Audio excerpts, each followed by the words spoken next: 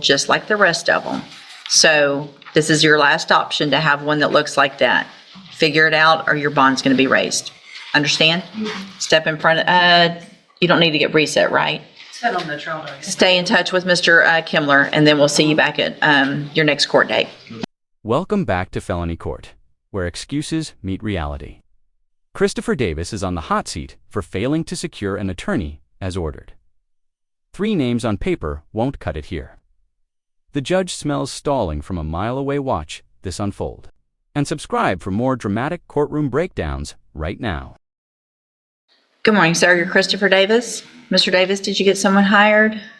I brought the 3 pieces of the 3 attorneys. Who'd you talk to? Talked to this the person right here, Crenshaw. Okay. I was trying to get a court-appointed attorney. What other 2 did you talk to? Mitchell Woods and Brad Jones Jr. You actually talked to those people? Talked to Crenshaw's office, but I couldn't get a hold of him. I mean, he was supposed to call me back, but I thought I was going to get a court-appointed attorney. Well, when you were here last time, I told you had to work on trying to hire your own lawyer, and you needed to actually speak with 3 lawyers. Yes, ma'am. So, where's this Mitchell Woods? I didn't speak to him. I just spoke to the one, but I was supposed to bring 3 attorneys up here for you. No, it's not just I'm going to write down 3 names. I said go talk to 3 attorneys, at least 3 attorneys, and try to hire them. It's not just I'm going to give you 30 days and you come back and you write down some names, because Mitchell Woods is probably Clint Mitchell Woods, who is a judge down the hall. So you didn't talk to him as a lawyer. Brack Jones has been retired for many, many years, doesn't practice law. So you didn't do what I asked you to do. Hang on. You didn't do what I asked you to do. And so the result of that is I could put you in jail for not. This isn't just a scolding, it's a legal lifeline. The judge can jail a defendant for ignoring orders, but instead resets the case 30 days. She's signaling last chance. Viewers, what would you do if you had to call 20 lawyers to avoid jail? Comment below with your thoughts. Following the court order. It's not just a game to go say I did what you told me to, because you didn't. I'm going to reset your case for 30 days. You need to try to hire a lawyer. If you don't hire one, you better start calling this week actual lawyers that practice law and make appointments and visit with them.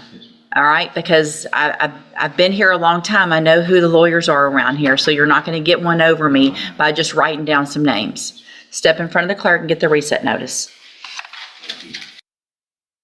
Good morning, sir. What made you think that was a good shirt to wear to court this morning? That's all you could find? That's all, the only shirt you had in your closet? World's best farter. That's great. No, it says, I can read it. I see what it says at the bottom. You're in felony court. You need to dress appropriately to felony court, and that's not appropriate. Did you get someone hired? I can't hear you. Okay. Okay, who else you talk to? I can't hear you. Okay.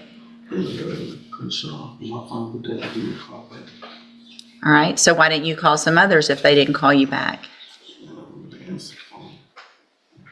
None of them, I don't believe that for a second. None of them answered their phone? Okay. How many others did you call? I can't hear you. That's it. So you called 2 that didn't answer their phone, 1 that didn't call you back, and you didn't think to keep calling and talk to at least 3. You didn't try if you only did that. You heard that right. In felony court, wearing a novelty shirt. Judges interpret attire as respect for the process. This moment isn't just funny, it's risky. Every detail from close to compliance affects credibility before sentencing. Buckle up, this courtroom keeps raising stakes and exposing defendants' blind spots in real time. This isn't that hard. The point isn't, just like you just heard me tell the other guy, the point isn't to play a game and act like you call and write 3 names down. The point is to actually hire someone. And you can't actually hire someone unless you really try. I'm going to reset your case for 30 days. You need to get someone hired, or you need to actually talk to 3 lawyers. And if you have to call 20 to get that done, then call 20. Start this week. Don't wait till the week before court, because they are in court. These are just normal common sense things, right? All right, step in front of the clerk. If you don't do that, the next time your bond will be revoked and you'll go back to jail. Mr. Mack, your attorney's not going to be here this morning, but I need to talk to you about why you can't keep your drug patch on. Why can't you keep your drug patch on? Everybody that has a drug patch sleeps on it. All right?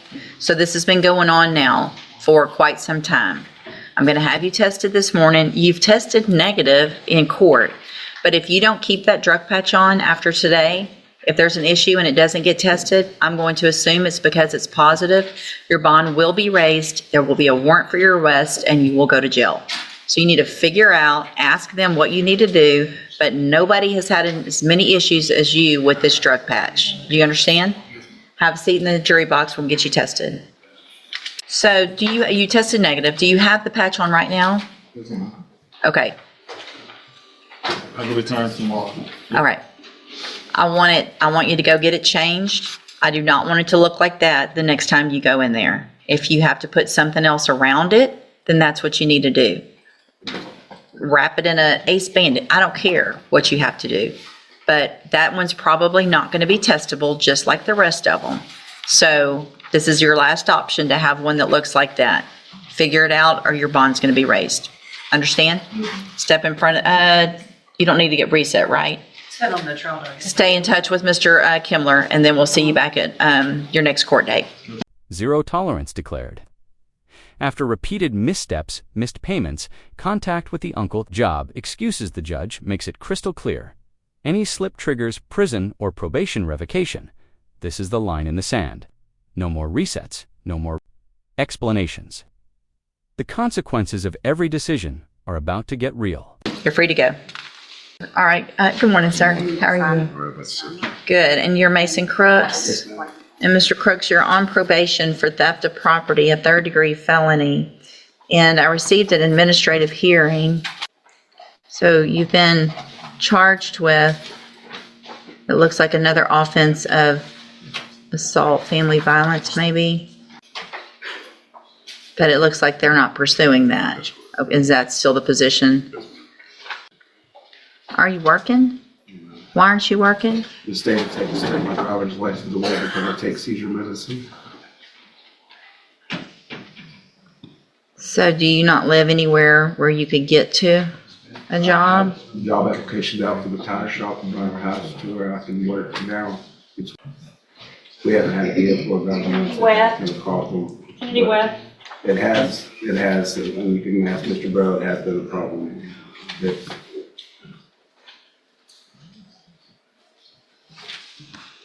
You owe so much money. I mean, He was afraid I wasn't going to be able to get it caught up either. I know. I mean, And maybe told me Updated financial. the other man's going to buy our property when it gets finally cleared for now to bulldoze his case. I think the thing of it is, Judge, is that Mr. Crooks, he's been on probation for 2.5 years now, being courtesy supervised over in Orange County, and he seems to be coming up with every excuse in the book. And Orange County is just at the point where they're just tired of dealing with it, and they're almost ready to return his case back to Jefferson County, based off of the offense. That is his uncle. right. And so we submitted an order of amended conditions, so, you know, just The no contact. I got that. Have there been any other issues since the no contact, since that was signed? So not since the no contact was signed. Had an issue with walking by the uncle's house, and the uncle called into the probation department over in Orange County, you know, reporting them, saying that, you know, he's taunting or whatnot. And I advised Mr. Crooks to take another route instead of just going by the How far apart do y'all live? So why would you have been walking by his house? I had to walk through the neighborhood to get to my direction of home. From Orange to Mauriceville? Yes, ma'am. I bet there's a number, Yeah, there's, any number of other ways that you can go if you're walking from Orange to Mauriceville instead of in front of your uncle's house who we're having all these issues with. yes, ma'am. That's, Um, do you I understand? made a mistake. Well, but you keep making mistakes, and your mistake's going to cost you potentially 2 to 10 years in prison, because this is going to be the last time we're in court talking about this, all right? One more call about you walking by a house, showing up somewhere where they are, sending a message, whatever it is, however it is, then you're going to be back in here, and I'm going to ask your probation officer to file an MTRP. If you're not paying the money and we're not getting the victim of this paid back, then you might as well be sitting in prison. So it's time for you to get busy. You've been on probation for 2.5 years, and from this point forward, it is not going to go like it has been. There's not going to be an excuse for everything. Figure it out. Walk, get a bicycle, get a job, and start making payments. I don't care where you're working. Get a job. Figure it out. Thank you. Make a budget. I want that done quickly. I want you to have a job quickly, and I want you to start making payments, because what happens is if you don't start doing everything you're supposed to, Orange is going to send your case back to Jefferson County.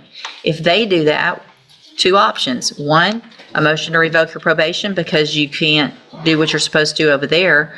2, you're going to have to come over here and report and do everything in Jefferson County. So if transportation and all of that's an issue with just getting around locally, it's going to be a big issue if you have to come back here. I understand. Thank you. All right, this is it. You're on 0 tolerance at this point. Get it all taken care of, or you're going to be right back in here. Yes, ma'am. All right, thank you. Thank you, sir. Thank you, Mr. And there you have it. Multiple defendants, one relentless judge, and a masterclass in courtroom accountability.